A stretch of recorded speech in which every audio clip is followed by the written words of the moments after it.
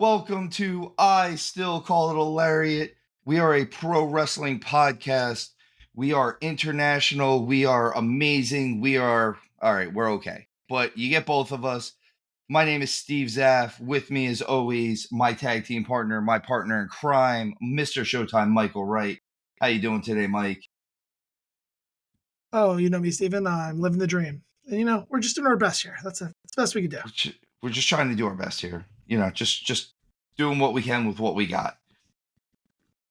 We have a lot of stuff to talk about today. There's a lot of wrestling news going on. We have people already crossing over through an imaginary forbidden door. We have some TNA stuff to talk about. Apparently, we know who attacked Mercedes Moné months ago. I don't fully buy this one. Do we care? People are starting to talk about Money in the Bank, and we're 2 weeks away from Clash at the Castle. So, real quick, as always, we will throw our shout outs to our nonprofit, Tap Cancer Out. This is a great organization. Again, all of the information for this will be in our description. It is with our social media accounts, everything. But we are helping out with this for a fundraiser.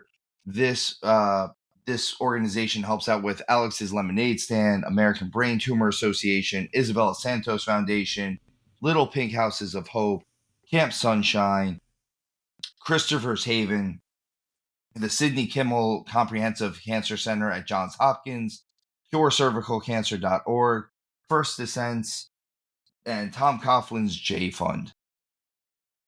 Folks, as always, please help out with this. Cancer is the one thing that no matter what, me and Showtime always agree about, and that it is probably the worst thing on the planet. It affects so many people. Please help us out with this as best as you can. As I said, all of the fundraising info will be on all of our social media accounts, which all that information, plus the links to the actual fundraising page, will be in our description as always. But with that said, one thing we agree about, cancer bad. Cancer's bad. That is it. So with that said, to the wrestling. So, wrestling news. Some big things are happening. NXT, we don't talk about NXT too often, but when they make waves, like they did this week, we got to talk about it. I'm actually going to flip-flop it. First things first, Ethan Page debuts on NXT, already putting himself into the title picture there. Showtime, I know you're not real well-versed on Ethan Page. He hasn't been doing much in AEW since you've been watching. I am an Ethan Page fan. I like his work. I think he cuts a good promo. He has an air of like a bigger MJF about him. And I kind of like that. When he gets fired up, it's a good promo both as a heel and as a face. So I'm really excited about this. I mean, his name is All Ego. He's a good egotistical heel. But also to go along with that, when he gets fired up the right way, you kind of want to cheer for him. And I didn't double check it before the show, but it sounded like he doesn't actually have a contract. I don't know if you'd heard anything more about that, but he was on NXT last week without a signed contract. So I'm curious if this is more like a free agent falling in here, like some of the things that we're going to talk about later, or if now that he's signed or whatever. I hadn't heard that he actually signed yet. We'll have to look more into that. I don't have a definite answer on that either, but I do definitely like Ethan Page. I think he is a phenomenal talent, and I'm excited. If they're letting free agents come in, that's actually even more exciting to me. Yeah, that's why I brought it up, because that's the talking point there. Like, maybe, like, who knows, maybe Matt Cardona comes in for a one-off thing. Maybe a plethora of people come in for just a one and done that kind of have a name rather than just the job squad. I'm not looking for like a developmental talent that just happens to come in to get squashed. Like some big names that come off for one-offs for little storylines. It could be cool kind of seeing what comes through the door. So someone else came through the door. Jordan Grace from TNA, the Knockouts champion, is now challenging for the NXT Women's Championship. This is huge. This is Mhm. huge on a lot of different levels. They are, first of all, not just acknowledging that TNA exists, but letting them come and play in their yard. And I'm really excited. rumor I'm, has it I'm it's really going to go excited both for what this ways. does to TNA. Yeah, I think you're going And to there's start some seeing people. some TNA talent NXT talent going over to TNA. So there are some people That's who what are they talking say. about there are some people who are talking that they want to head back over there maybe for at least Mhm. a one off or something like that. Drew McIntyre has actually posted something about that, which for anyone who doesn't remember, before Drew got re-signed to the WWE, he was an Impact or TNA World Champion. So this is all kind of big news. I'm really excited about this. So this is we've been touting TNA lately, and this is huge for them. This is the punch in the arm that they could need. Yeah, I want to see what happens next. So it seems like the deal is just with NXT. So don't hold your breath for Drew McIntyre at this point in time. If he makes enough waves, he wants to go down there. I'm sure that they won't stop him once the relationship is humming along. But at this point in time, I think this is just going to be an NXT TNA thing. But this opens it both ways for some real collaboration, and I think this really benefits TNA even more so than NXT.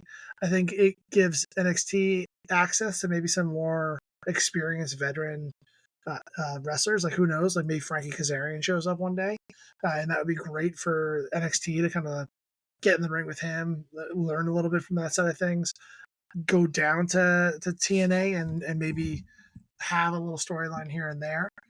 But it brings eyeballs to TNA, which they need, considering they don't really have a real TV network. Exactly. The eyeballs on TNA is the biggest thing. You know what I'm really hoping? I'm hoping that they let this Nick Namath guy go after the NXT title. He reminds me a lot of Dolph Ziggler, who's a former NXT champion. Really want to see that I mean, happen. I'm kind of I'm definitely rooting for Jordan Grace winning the NXT title.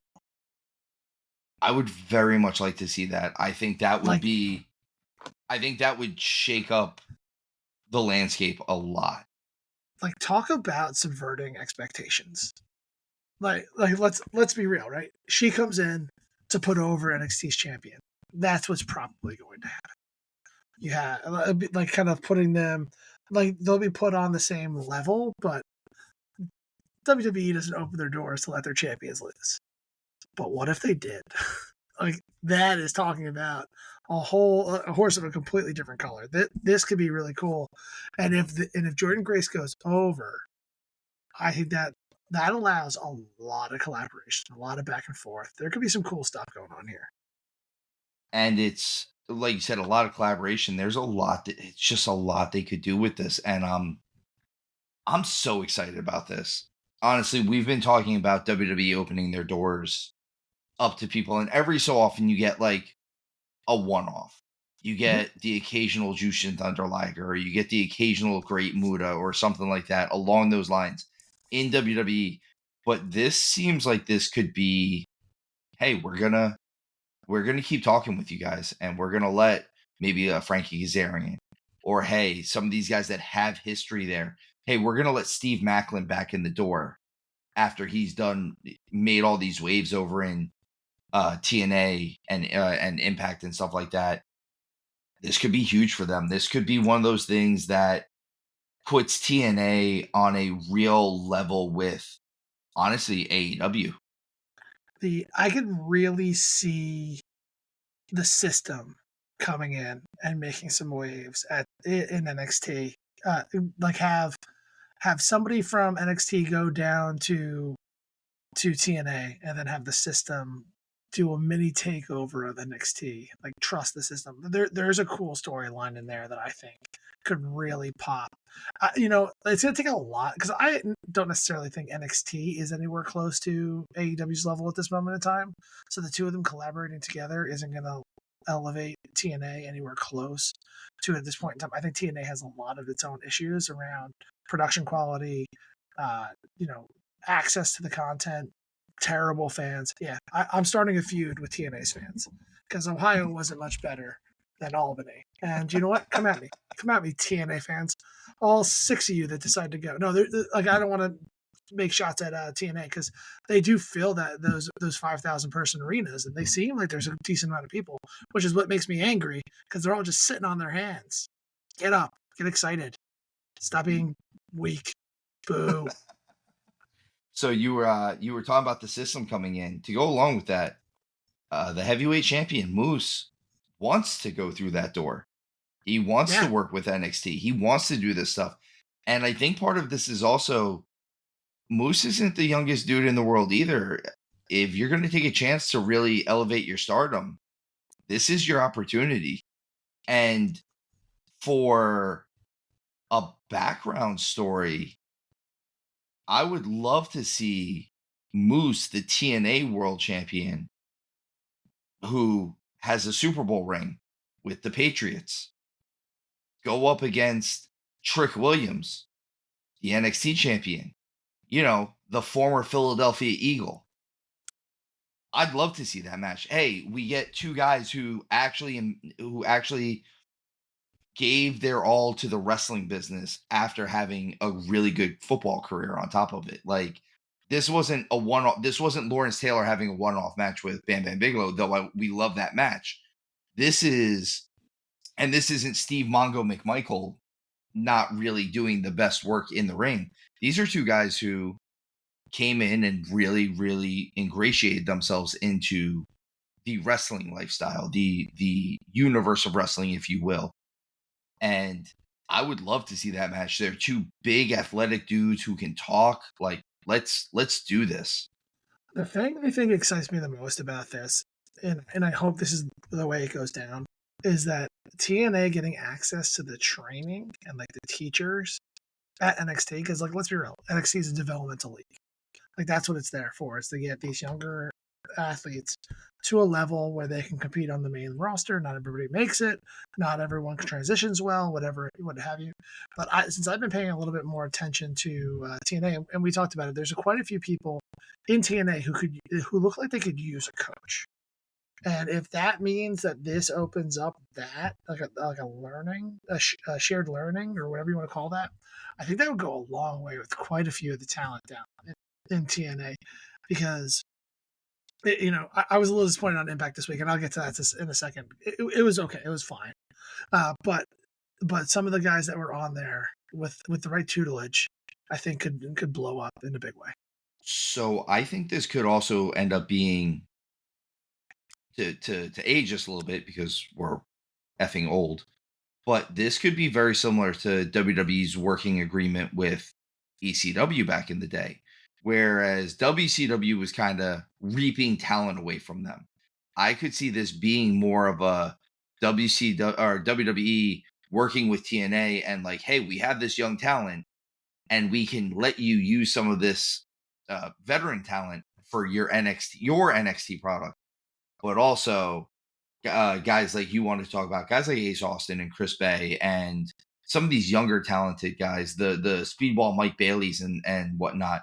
You get them in there with Shawn Michaels and Fit Finley and William Regal, and all of a sudden it opens up their wrestling mind to new levels. Maybe Would you then get banger after banger after banger? you might get banger after banger after banger. God, I hope so. Shaves just says that so often, just always hanging out in the back of my head, living rent free. Just chilling there, just chilling there. So that's the TNA Forbidden Door with WWE. Again, we're very excited about this. I can't wait to see how this moves on a little bit more. Just tons of possibilities. Also in wrestling news, so couple big names no longer with AEW. They're actually even taking and they took a few off of a few other ones off their page as well. So Arn Anderson, Mark Henry, and Jake Hager, the former Jack Swagger, are all no longer with AEW. Their contracts are up. They expired, whatever it was. There's no renewal. We don't have much on it other than that. The other one that I heard was Paige Van Zant, who is the MMA fighter. She did one or two things with them. And I know it wasn't. I'm not sure exactly how that worked out or how long their contract released for. Obviously, they let her keep fighting for bare knuckle and a couple of the other promotions. This is big for me though to not have Arn Anderson and Mark Henry at least. Those are two guys who you could really pick their brain and learn from. And I think that's more where I'm sitting with this on anything. Jake Hager has been used about as hardly as anyone could be. Jake Hager has just been a lackey, followed by a worse lackey, followed by the nameless henchman that Austin Powers kills. That's basically the evolution of Jake Hager in AEW. And for a guy that, for one thing, he's a legitimate two-time All-American amateur wrestler. That was a shoot. Like that is what he does. He really won. He was really part of the two-time All-American team from the University of Oklahoma. And he's like a 4-1 MMA fighter, and his one loss is because he accidentally slipped up and hit like an illegal blow and got disqualified. This is a legitimate tough guy, and a big, big athletic dude, and you couldn't figure out anything to do with him other than he fought for a purple bucket hat that he was wearing. That was what they did with him. I think Jake Hager, it's better off that he's not there, just for him. I think if he's smart, he focuses on nothing other than MMA at this point. I don't think WWE comes knocking on his door. Unfortunately, I think his reputation is about as tarnished as it can get at this point in the world of pro wrestling. With Arn Anderson confirmed going to be the manager of Cody Rhodes. Cody said he wanted a manager like that coming in. That's not true. But I wouldn't be surprised if you saw that. Arn Anderson not re-signing, it sounded like it was his own doing. So he can go spend more time with his son to develop him into a wrestling star. He thinks he has something special with his son, who'll be the next generation of Anderson in the world of wrestling. I actually wouldn't be surprised if he did see Arn sign some sort of deal with WWE, which would get his son into NXT. I would be surprised. And if you look at his son, he looks like young Arn. He looks like 1985 Arn Anderson. He looks like Marty Lundy. Yeah, I haven't seen too much of him wrestle as of yet. I know he's done a ton of stuff on the independents. I've seen, maybe I've caught some glancing of his matches, but if he has half the talent of Arn, he'll be fine. Looks just like him.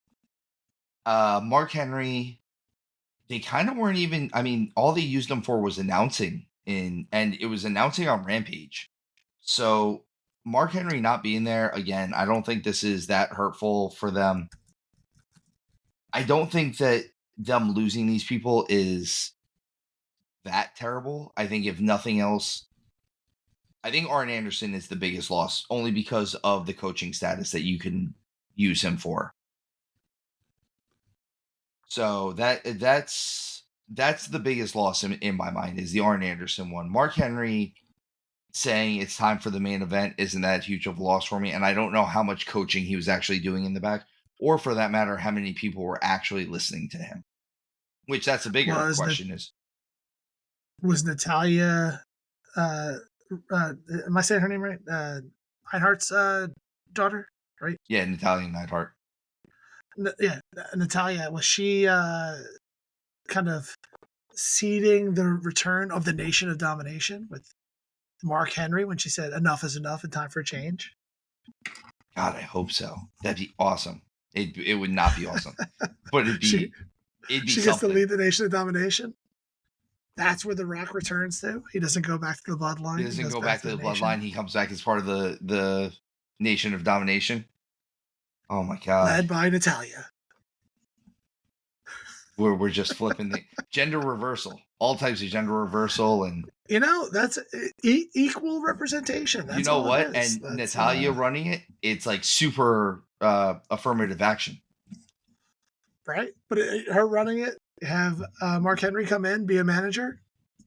Perfect. Bring the Rock in. I don't know. I don't know if Ron Simmons has a kid, but bring his kid in. I'm all about subverting expectations today. They already started it. I'm just going down the path that they're trying. We're just working with, again. We're just working with what we got. That's what I'm here for. All right. With that said, we've talked about excuse me, NXT opening up the forbidden door to TNA. We are now going to open up the door to the coverage of TNA. Showtime, I know you were big on this Ace Austin Chris Bay match. Best match that no one saw. I'm not surprised. Ace Austin is a gem that people need to start taking notice of. I think he's one of those guys, like you said, is just waiting to get Shawn Michaels hooks in him. Chris Bay is kind of the same thing. Chris Bay is like, in my opinion, Chris Bay is the better version of Carmelo Hayes. The two of them were fantastic. This match was the perfect pace. They did all the things that you'd want to see in a wrestling match. A couple of near falls, going for finishes with a great kind of reversal pin at the very end that you really didn't see coming. Not to spoil too much of it if you haven't seen it, but that's what we do. But this match, definitely worth a watch. It opened up Impact this week. So everyone just run and watch this match. It was fantastic. Like, I really, really enjoyed it. I wish I could have said the rest for the rest of Impact. It was kind of a dud of a mid card. There's a couple matches in there that they were fine, particularly if you like a certain style of match. I just didn't love it this week. It kind of had me in and out. I will say, the end of it, you had Joe Hendry kind of going up against the System, which was a decent match at the end, with the Nemeth boys coming out to even the numbers. So that was really cool, kind of building up to Slammiversary coming up in a couple weeks, whenever that was. I think it's another 2 weeks. Sorry, it's against all odds, June 14th. So I believe that's the same weekend that we're doing. June 14th would probably be the same weekend as not Money in the Bank, but Clash at the Castle. Yes, you had it on the Facebook page.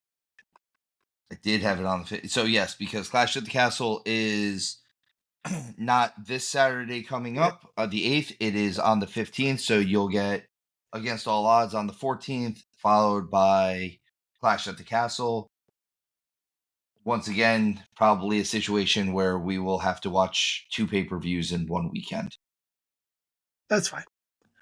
These ones, I'm not worried. The TNA ones don't usually go too long, so it shouldn't be too much to no, they're not 4.5 hours with an hour and a half pre-show. Yeah, that was, by the way, AEW, that was a shot fired, just so you know. But the main event this week of Impact was good. It was worth a watch. They're really pushing Hendry and Nemeth and the Nemeth boys to take down the System. Curious how it's going to go down. I know that Matt Hardy still has a match, I believe, against Moose, and that's Against All Odds as well. I'm not sure what they're going to do with Joe Hendry at Against All Odds. We'll see kind of where that works out. I'm sure that they'll do something with him. All of the members of the System are taken, so he's going to have to fight somebody. You will see who he gets. All right, so that's you should have done that in the Matt Hardy voice. That would have been better. That's fair. Broken Matt Hardy. Delete. So that's TNA. Not again. We spent a little bit of time on TNA. I still think TNA has at least a watchable product. I enjoy getting in for TNA because out of 2 hours of Impact, you probably get 1 or 2 really good matches in there that you can really sink your teeth into, especially if you're looking to watch just decent pro wrestling. Yeah, I've been good the last couple of weeks of including that into my viewing agenda, and this was the worst one so far. It was still quite serviceable. I will say, if you're used to WWE, used to AEW, The production quality takes a second to get used to, but once you power through that and you stop paying attention to how lame the fans are, yeah, that's right. I'm still taking shots Still, at, at the he's just TNA feuding fans. with the TNA fans. It's fine. You can boo me. I'll be super heel for you guys. But you know, once you get past that and actually lean into the matches, there's a lot of decent matches. There's a few really cool storylines going on in here too. So moving on from TNA, we are now into AEW. Found out allegedly Sky Blue attacked Mercedes Monet. I'm sorry, I almost said Mercedes Martinez. That is not who she attacked. Wrong wrestler. I apologize. The Mercedes Monet, the new TBS champion, and apparently this is now setting up for later in the evening on Dynamite. Sky Blue versus Mercedes Monet in her first title defense. I don't buy this, or if I do buy this, it's she was paid off by Stokely or something along those lines. I don't believe that this is the blow off they were looking for this. And if it is the blow off they were looking for, they missed the mark on this. Here's what I think happened. I think they were pushing Mercedes to be a face, had her get jumped, and there was going to be more of this throughout the build up to her fighting Willow. They changed their mind because Mercedes was definitely the heel in the match against Willow. Forgot about it. Heard all the flack that they were getting from people like ourselves, because obviously they're listening, and said, "Oh, well, we better quickly tie out that loose end without talking about it at all over the next couple weeks." Because that attack, even if this is what they planned or whatever, or there's another little twist to go along with this, you can't go this long without mentioning it again or really acknowledging it whatsoever. So when you go back to this, it just is insignificant. I think they had to like tie it up with a little bow, or they thought they did, because as soon as the match with Willow was over, it feels like Mercedes is a face again. So they're just kind of bouncing around back and forth. I feel like in general, this the last week and a half or so, AEW's been kind of trying to tie up and blowing off some storylines. The whole MJF brainbustering Adam Cole to kind of kill off the Devil storyline. This now it's almost like, hey, this is our way of sweeping it under the rug a little bit. Like, we get it. We should have covered this more, and now we're not, and we're not going to. So here's your answer. You got your answer. Here it is. Let's move on. We're sorry you don't like this answer. Well, you know what? I don't like this answer. I didn't really like the question. That's true. I didn't like the question to begin with. Moving on from that, we get another AEW title getting vacated. Adam Copeland, during his match with Malachi Black, broke his tibia when he jumped off the top of the barbed wire steel cage. Yes, that's right. I did say that. Barbed wire steel cage. He did not break it on the barbed wire. He broke it on the landing and had to have surgery for it. So they had to vacate the title. This vacating of the title makes sense to me, because he's not going to be wrestling, honestly, at this point, probably for the rest of the year. Maybe the rest of his life, man. Like, this is such a hard thing at his age to come back from. We didn't cover this in the coverage of Double or Nothing because we didn't know yet.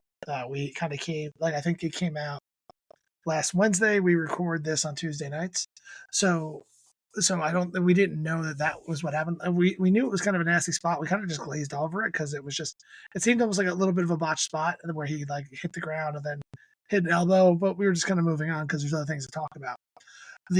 But yeah, he jumped on top of that cage, landed on his feet, and broke his leg. Like, that's a gruesome injury. And then, like the maniac he is, he finished that match without even like he limped off. But there was still a decent amount of time after that match. He was walking there was around definitely with a lot of leg. time left. because it almost makes it seem like the spot with Gangrel with that was planned like on the fly because Yeah, you needed that time to get over to finish everything. And thank God he was out there. And don't forget, he did the standing hug with Gangrel at the end. He still kind he of walked off finished like that match. he had a little bit of people around him to make sure that he was able to, make it up the ramp. But I'm sure once that adrenaline died off, he was hurting. Yeah, Probably I hurting never know before how that. to. I never know how to handle this because I think these guys take a ton of abuse, and I think that they should take better care of themselves because I don't want the same past, the same future as our past of looking at all these wrestlers who just they're not with us anymore because of what they do to their bodies. But at the same time, I have so much respect for him finishing that match and being just an absolute boss in this situation. Like I don't know the right way to respond to it, but either way, that was I'm flabbergasted. I feel like I'm rambling now because I'm so impressed with how he could finish that. So I am going to I'm going to throw this out there because a lot of times I'm the guy who, when something bad happens like this at AEW, I knock down. Here's the thing. I obviously don't ever want anyone to get hurt. But Adam Copeland, Edge, whatever name you want to give him, the rated R superstar, did this on a major pay-per-view in a big money match. There's a huge difference between him jumping off the top of a cage during one of their biggest pay-per-views of the year and him doing it on Dynamite on Wednesday, on a random Wednesday in, let's say, June. I'm not saying that it helps him with his surgery or anything like that, but at least this was one of those situations where he did it in the middle of a payday and a middle of a situation that could build the company. The other part that I'd like to say is I'm upset he's hurt. I don't want Edge Adam Copeland to ever get hurt. I've always been a fan of his. This is the best scenario for him to lose that title because he didn't need that title. And there was no one that was feasible at that level to take that title off of him. If they weren't going to give it to Malachi Black in that match, I don't know who they were going to use to take the title off of him. And this seems, though it's an extreme situation where he is obviously truly injured, an injury angle was the only way that they were going to be able to get this belt off of him without ruining any mystique around him at this point. So, quick recovery. Please, please, please be okay. Hopefully, we get at least one more match because we're deserved one more him and Christian match, or him and Christian as a tag team. I'm hopeful. I'm very, very hopeful that maybe Christian goes away for a little bit, and by the time Copeland is okay, they just come back as a babyface tag team at this point. So Yeah, that I don't have much to add except for obviously speedy recovery. speedy recovery. Moving on from that, to go along with that storyline, the Elite came out to mention or to take care of the situation with the TNT title. They tried to hand the title belt to Jack Perry, and our boy Christopher Daniels Oh my comes out. God, it's Christopher Daniels. Oh my God, I'm sorry, I was a week late on him interviewing with something with the Elite. I said it was going to happen at Double or Nothing. I'm Yep. sorry, it happened at Dynamite a couple days later. And he is now the interim executive vice president. Which is weird because he's basically the voice of Tony Khan, but Tony Khan is also making matches through Tony Schiavone's ear.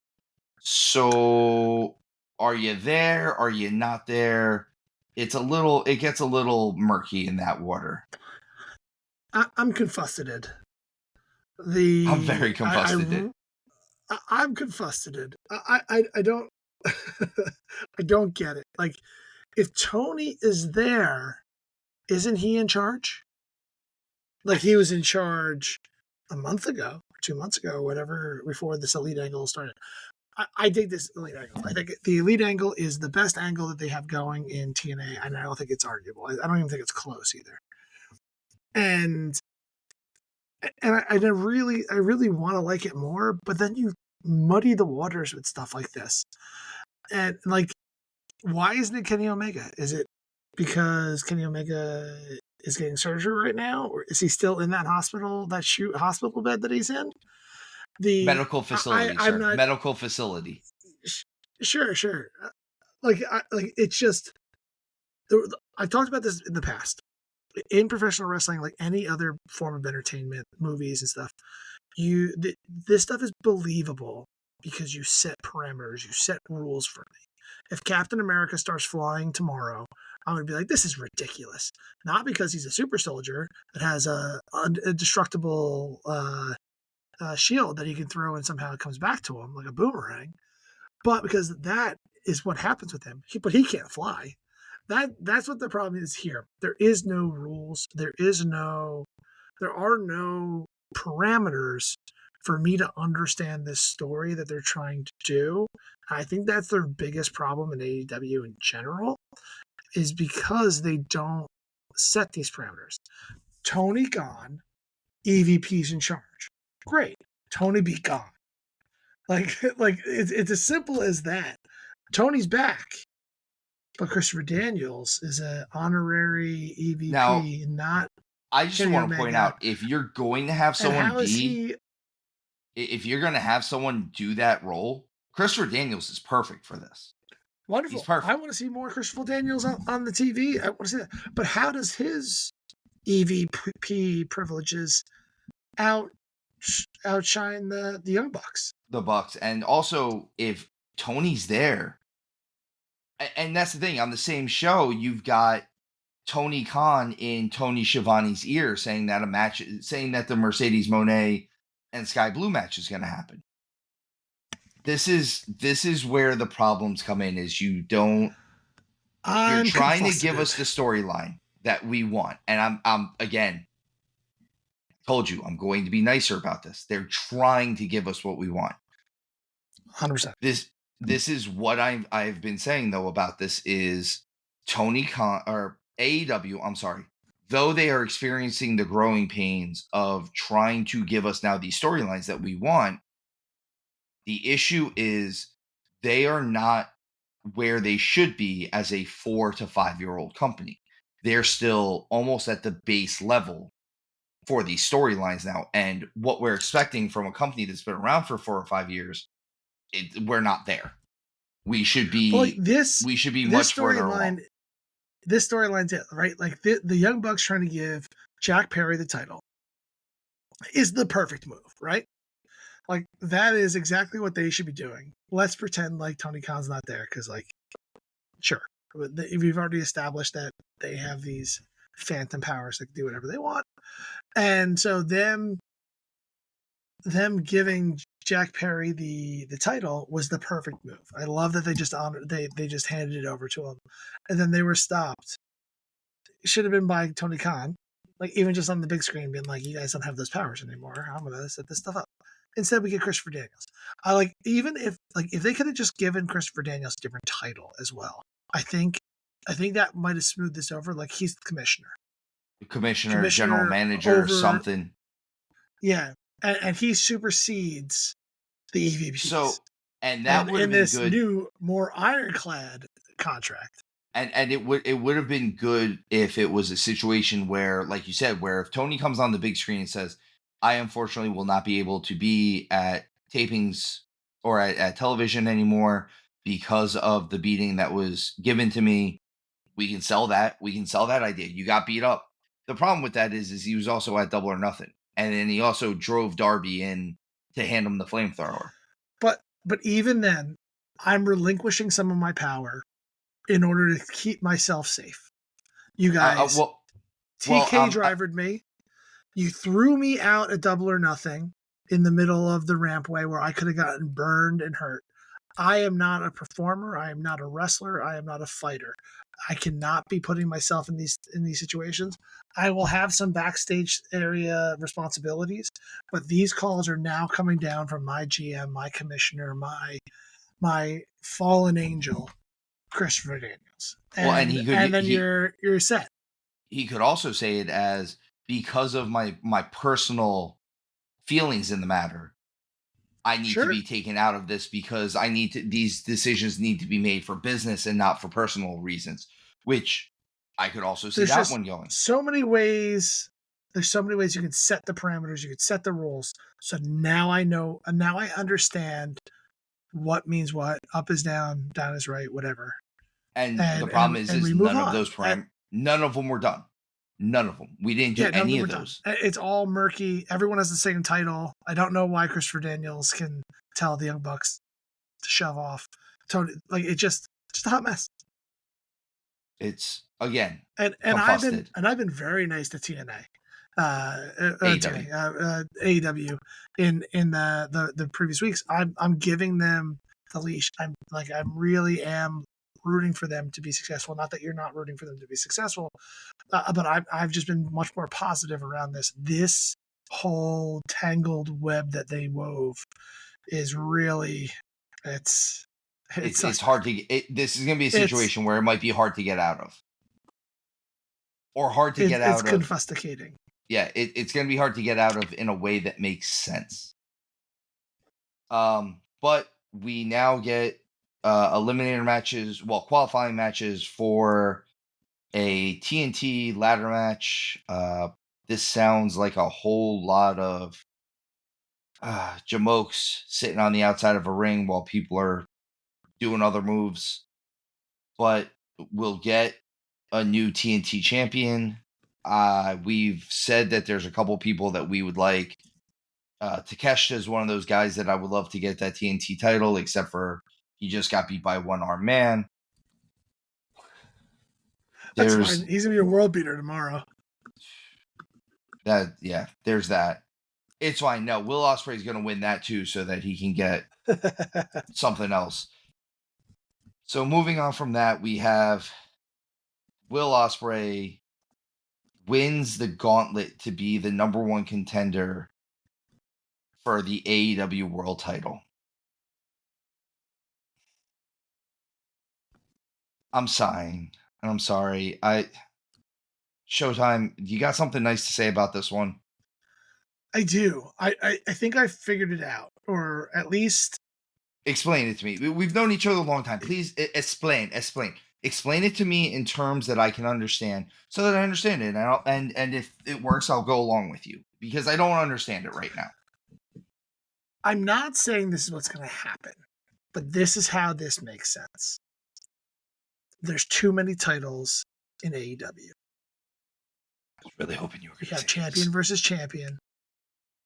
You're going to merge the titles. The world title, the international, is that what's called? International title? International title. And the world title become one title. The unified Grand Galaxy awesome which also title, gives them an opportunity to make a new belt, because they love bringing in brand new title belts. But Ospreay won't wear 3 of them. He'll just wear one of them. And he'll just have one belt, but it'll be one unified world title that is a brand new title that has never been seen on AEW, because they've already gone through 3. Sure. But hey, pump the brakes. This makes sense. This is the only thing in my mind that really makes this make sense, is to eliminate the title at this point in time. Because I keep forgetting, what title does Okada have? The Continental, the Continental Classic title. Continental Classic, which yes. Never gets defended. So like, if you have that title, you have the TNT title, and then you have a world title. That really does help in like narrowing down the singles titles and figuring out what you can do with each one of them. So that makes sense in my mind. Otherwise, it makes no sense whatsoever. Like, if you're just gonna break, like, this is just them to hit swerve off. Like, I don't know. What I really wanted to say, I know I was a little dodgy about it earlier, but now I know that's not gonna happen. I really like this angle going into a lot of this stuff, and they still could do it. That's why I think I'm begging for it now. In what I call the Prince and the Pauper storyline, where you have Okada kind of given the silver spoon, Well, they just gave him a the Ferrari silver tray.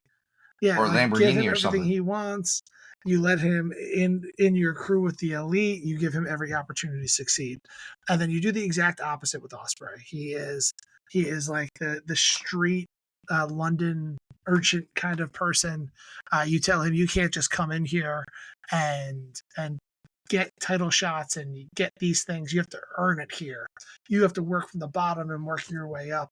Figure out a way to take the international title off of him. Figure out a way to get him at the bottom and have to beat literally the world to get him in a position to get the world title shot. Like if the elite can do that kind of swerve, and like I had mentioned, I think last week, where you also get Swerve into the elite begrudgingly. Like I don't want him to be a heel. I don't want him to be a part of that team. But this is like their way of being like, well, we couldn't get Christian Cage to take the title off of Swerve. So now let's just bring Swerve into our ranks, and he'll be our friend. And you can just see he's like kind of a prisoner of it, because if he doesn't join them, they set up like 2-on-1 matches for the title. They set up such situations where he knows he might come out on top on some of these odds stacked against him for a short term, but there's no way he can keep up with it. No human will be able to keep up with the stuff that they're throwing at them. And that really rounds out the elite storyline, the Osprey storyline, where both of them are really humming, and you have a long-term storytelling where you finally have Swerve get off that the elite bandwagon. He joins Osprey in a nice tag, maybe bring FTR back in, so I guess they can lose. And so, like in that situation, all of that makes sense. That feels like a really big, powerful storyline in this place that they can really tie a lot of strings together and give you more time to focus on these stories and blow them out, rather than feeling like there's a one-off here, a one-off here, one-off there, and really have that be the Dynamite storyline that we really care about. Here's my question. This is my main question. I don't disagree with what you just said at all, including the unification of the titles. If you're going to do this as a unification of the titles, then yes, I'm all for this. I think that's a great idea. It's the only thing that makes sense. It's the only thing that makes sense. With that said, we just said this is the only thing that makes sense. The amount that we just talked before this about how much the waters are getting muddied. Do you think this is what they do, though? I'm not saying if it's the only thing that makes sense. I said that's what I said earlier. I'm not saying this is what I think is going to happen, but this is, you asked for help me make this make sense, and that's what I did for you, bud. You asked me to do something for you, and I'll always do it. I appreciate that. Like I said, what you just said makes sense. I don't think this is what they're going to do. I'm going to try to refrain myself to one or two rants on this show, as opposed to like the 3 I have myself scheduled for already. It's once again, I'm confused. It's an interesting point. That's what I'm saying. Like, what is?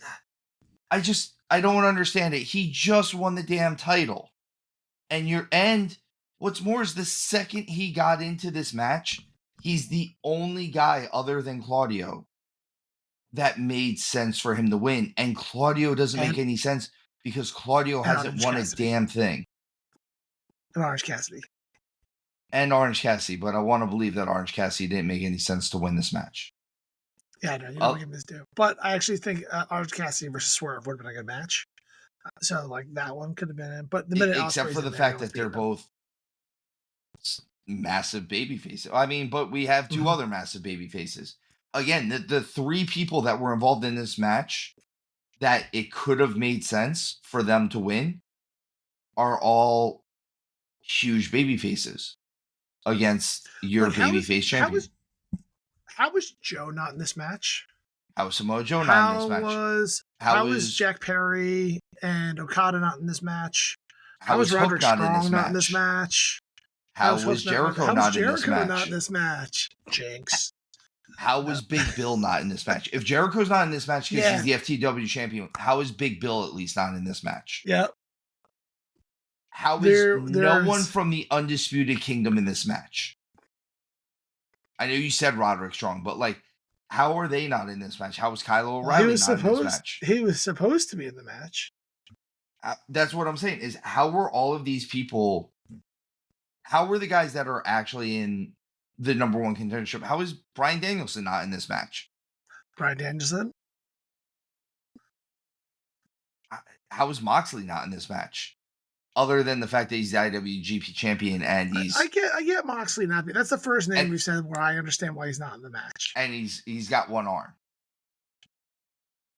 But they But, pulled like, all these guys out from international companies. Guys like Mystico, formerly known as Sin Cara, for those of you who are wondering, who look good. But they didn't give any promo package as to who some of these people are. You're just expected to know who they are. Yeah. You're expected to know who Mystico is. They had someone who came in at the end, and I'm a wrestling guy. I'm in with more international stuff than you are, Showtime, and I had no idea who they were. But they're like, oh, he's this master submission technician in Mexico. And I went, cool. Who is he? Do you know who just made an epic return that probably should have been in this match? MJF. Oh, not the guy with the broken ankle. Not the guy who's not cleared to wrestle right now. But the one who is cleared, who just said that he's going to take this whole company by storm. Like, you're 100% right. There is 1, 2, 3, 4. I think it's 5, like 8. 6 guys. There was 9 total. There's 6 guys who had no business being in this match. Like, even Pac, which, we said we want to see more of him. Like, he's just been on a giant losing streak. Like, now he's going to be in the number one contendership match. Like, come on, guys. I know winning and losing don't really matter. And if he was one of the guys in here that gets like a surprise elimination just to kind of build him up a little bit more, I'm with you. Takeshita, why isn't he in this match? Why was Takeshita in there? Why was Jay White in this match? Like if you're going to have 2 of your champions, why aren't all of your champions in it? You've got 9 titles. You can put them all in there. Really break ground. Bring your women's champion in there. That'd been dope. I'm not saying that you have to do this, but what I'm saying is if you're going to have odd champion, have all your champions in there. Maybe not have Mercedes in there because 1, she just got cleared to wrestle, and 2, she's got a match later. But have Toni Storm in there. Yes. Toni Storm would have kicked some ass. She would have. She would have thrown her shoe at somebody. I don't know. Once again, this match just doesn't do it for me. I was trying not to rant about it. We still ranted about it. I know what I did. I know who I am. Well, I know what I like, and a lot of times it's dogs playing poker and a painting. This makes about as much sense as that. We just we want the believability. Like that's what it is. Or tell me tomorrow that Ospreay is part of the Elite. We set up a match for him to get the world title in a match that we knew he'd win. Cool. I'm in. That was brilliant. What a great match. Like, I'm so happy they did it that way. Because that's diabolical, and I dig that. But that's not what's going to happen. We have 2 baby faces going up for the world title. We have the 2 biggest baby faces going after the world title. Which means what? So is one of them going to be a heel by the end of this? Probably not. Swerve can go heel for a night. Swerve can go heel totally. What I'm saying is he's not going to be a heel. I mean, Mercedes went heel for the night. Tony does it all the time. Mercedes went heel for 3 months. Not really. She was a face until the contract signing. That's right. Which was the week before. All right. So moving on. She was getting jumped by Sky Blue. Yeah. But apparently Sky Blue was jumping other people too. Allegedly. What? Allegedly. Oh, man. Okay, so Ospreay wins this gauntlet. He's now the number 1 contender. Upon becoming the number 1 contender, he also still has to defend his international title. He has a match with Kyle O'Reilly, who's won a grand total of maybe 1 match since he's come back from injury from near career-ending injury, one match. Was there a chance that Kyle O'Reilly was going to win this match just so that they could get the title off of Ospreay, so that we could say, hey, we're gonna, at least he's not holding two titles? I could have seen it happen. Like with everything we've said so far, I could have seen Kyle O'Reilly go over. He didn't, but I could He have did seen. not. Just He saying. did not. He didn't win. To go along with this whole storyline angle, whatever they're doing with this, Roderick Strong complained to Tony Khan that he was actually supposed to be the last man in the gauntlet. So, and pitches him, which again, this goes against everything that we were talking about with Christopher Daniels. If Tony Khan is there, how is he not the man in charge? Just move on. Don't be a dead horse. It's already dead. But he was there. Okay, fine. But so he goes to Tony Khan personally and says, I was supposed to be the last guy there. We get along because we're both wearing neck braces. Give me because we both wore neck braces. I think I deserve a match against Swerve next week on Dynamite. And Tony Khan, who is not supposed to be having any power at this point, makes the damn match. Here's the thing. Am I upset about having a match again with Roderick Strong versus Swerve Strickland? No, not at all, because I think it's going to be an awesome match. But this goes back to what you were saying about parameters. Where are they? You are setting a precedent that there are no rules. This is anarchy. Not anarchy in the arena, just actual anarchy. I will say, I absolutely love the amount of title defenses that Swerve has. I really dig that he's always fighting, and he's like maybe they're not all title defenses, but he has a lot of matches since he's been champion, and I really do like them parading out their champion. It's always like a weird mid card match, which really drives me nuts. He should be the main event of these things, or the first match of the night, which they've done, I believe. But they did it right after he won the title.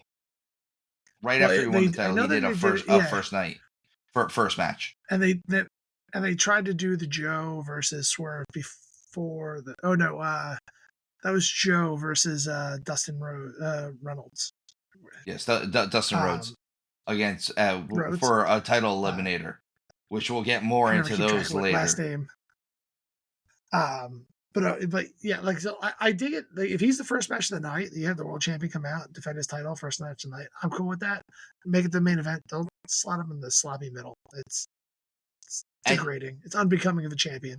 And he's constantly like trying to put on these banger of matches. And I'm not saying he shouldn't put on a good match, but even like Kyle Fletcher should not be on the same level as your world heavyweight champion.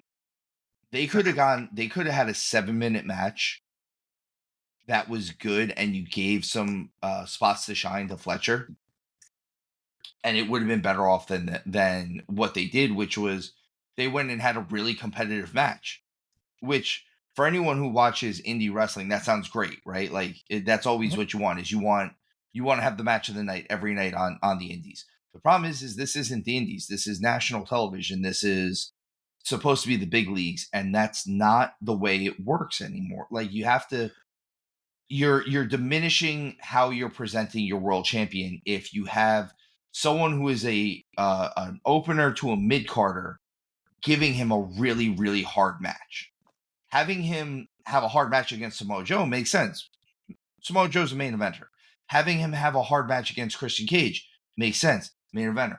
Having him have a hard match against Adam Copeland, against even one of your other champions, against a Roderick Strong or Will Ospreay. All of that makes sense.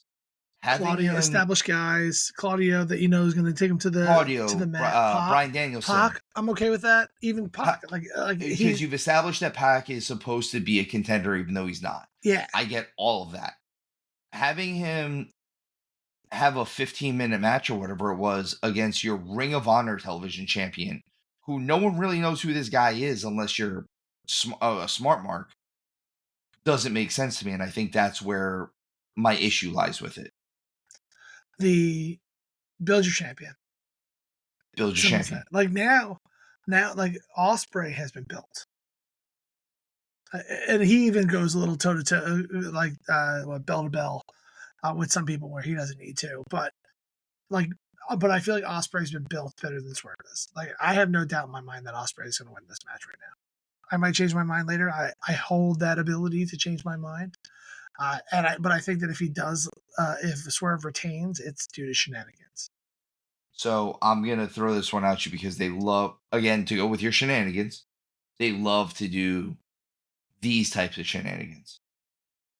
Does Roddy get this match to become a three-way match between Roderick Strong, Swerve, and Osprey, so that you can at Can I? least extend this to hopefully Wembley?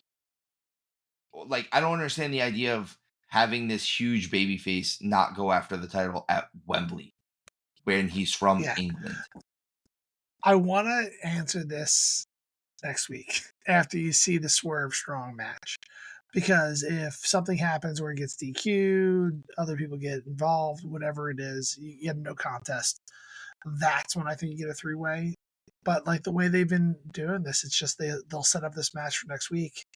Swerve will win, a bell to bell contest, and then we'll move on to the next challenger.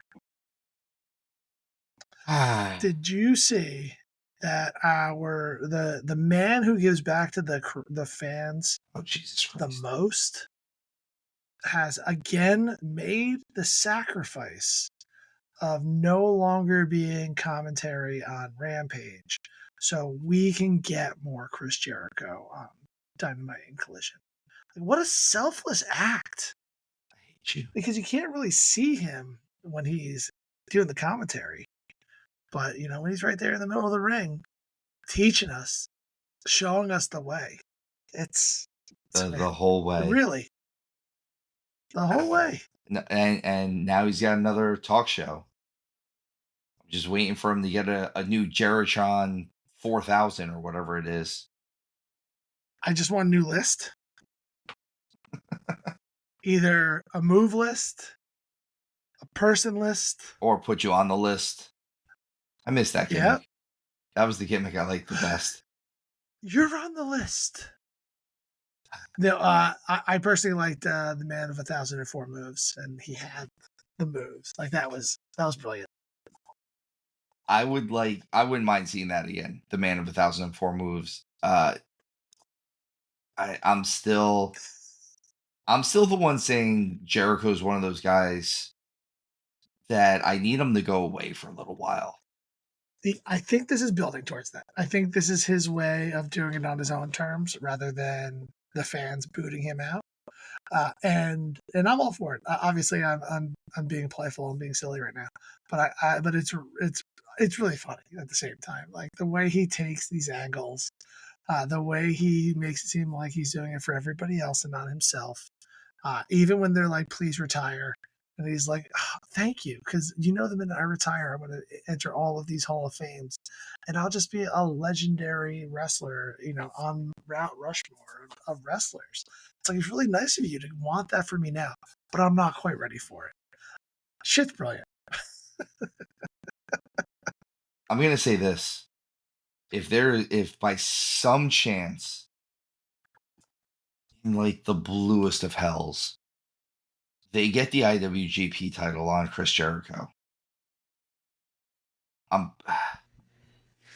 I don't know what I'm going to do because it puts him in a real elite status. No pun intended this time, but like he'll have been the only guy to have held the WCW World Title, the WWE World Title, the Undisputed Title, the Ring of Honor title, the AEW title, the FTW title, if you want to count it as some type of world championship, and then the IWGP title. He's kind of in his own grouping at that point, and it's I don't know. I don't know what So you do with it. he's held the Intercontinental Championship, but never. Yeah, he's one of like 3 guys to have held the WWE Intercontinental and the IWGP Intercontinental. It's like him, MVP, and Shinsuke. Shinsuke. have all held the IWGP Intercontinental Championship. MVP was actually the first IWGP Intercontinental Champion. Which, if we're counting, you heard it if here we're first. counting He beats IC Moxley. title reigns, that just furthers Jericho's record of like 10 or something like that. Like he's like, if you count the IWGP one on top of it, he's had like 10 he's IC 10 title time. runs. Mm-hmm. All right. I'm moving on from Jericho. I know you love him. You'll always love him. Listen, we can save him for later. It's cool. Well, I'm maybe just we'll saying, come back. I've sat under the learning tree enough for this episode. Get pulled into the vortex, bud. It keeps happening. All right, this time I'm not letting you talk me out of my rant. I am god I've awful. Stopped you? No, you didn't really stop me last time. In fact, I think you kind of encouraged it a little bit. Is anyone? Sometimes rant's got a rant. I'm ranting my best life right now. Listen, can we just stop the eliminator matches, the title eliminator matches? Just have number one contender matches. These are stupid. They're stupid. It's the dumbest thing I've ever had, especially since the champion wins it every time. What are we doing? We're not setting up intrigue with it. Takeshita lost to a one-arm Moxley. Immediately after that, Rocky Romero. So I've heard the rumor is Takeshita has roots with DDT wrestling in Japan, and that's why IWGP doesn't want him anywhere near that belt. That's fine. The problem is you're defending it on AEW television, and you should have given it to Takeshita, not had him lose to one-arm Moxley. It's fine. Like you said, he'll be a world beater next week. Yeah. Rocky Romero, who has a great working relationship with the IWGP or with New Japan, also loses an eliminator match. Why are we still having these eliminator matches? Why are we doing this? Why are we not just having 2 or 3 guys or 4 guys have mini tournaments even? Hey, these 2 guys are going to wrestle, and these 2 guys are going to wrestle, and then the winners of both of those are going to wrestle, and that's the number one contender for blah, blah, blah, one of the 17 titles that they have in AEW right now. By the way, I'm not exaggerating. It might be 17 titles at this point. But instead, we keep doing these stupid title eliminators. We were interested in. I agree. We were interested in the title eliminator with Dustin Rhodes, right? Until he got the hell knocked out of him. He should have won it, even with Swerve's interference at the time or whatever. Like he should. Like that's the thing. If you're going to do these eliminator matches, figure out ways for the challenger to win. Even if you want to, like, keep your champion strong, let them beat him clean. When they actually face for the title on the line means that there's higher stakes. People raise to the next level. When you have these eliminator matches where it's already hard enough to beat the champion, that like have them get counted out, have them walk out. Like that's what I'm saying. Do something. Have something where the champion makes a mistake he wouldn't normally make, and when the title's on the line, have them tease the same thing, and he doesn't make the mistake that time. Have some with the Dustin Rhodes Samoa Joe match. It's a prime example of you could have done it. You could have done something where Samoa Joe was gonna run at Dustin while he was at like the turnbuckle on the outside. Dustin moves out of the way, immediately rolls in the ring, and you get a 10 count on Joe, and he wins the match. And now you've got a world title match. And you tease it the next time, and Joe goes to do it, and he doesn't hit the post, and he just wins. I'm fine with that, but you build more intrigue. But we're getting eliminator matches for the AEW title. We're getting eliminator matches for the IWGP title. We're getting eliminator matches for the Ring of Honor title. We're getting eliminator matches for all of these different titles. But we're not getting any actual number one contenders out of it. Or if you're just going to put over the champion every time, just make them title matches. Just make them title matches. Just make them title matches. It's the same result. It's dumb. It's so dumb. It's so dumb. It's actually doom. Yeah, I had to say it Doesn't wrong work because as well it's as that confussed. dumb. I don't care if it wasn't funny even more. See, I'm not even able to talk right now. I can't speak properly. That's how mad I am about this. I don't even want to talk about it anymore. I'm not talking about that. We're going across the street. We're going to the other shows. We're going to the other company now. Let's talk about WWE. Where there's parameters. At least WWE makes me happy. Sometimes they don't give me title eliminators. Sometimes. Are you okay? Are you done with your temper tantrum? Hold on. This wasn't even a rant. This is a temper tantrum. This was a temper tantrum. I need to We get it moved all from out. rant to temper tantrum. Yeah. I need to get it all out. I'm sorry. All right.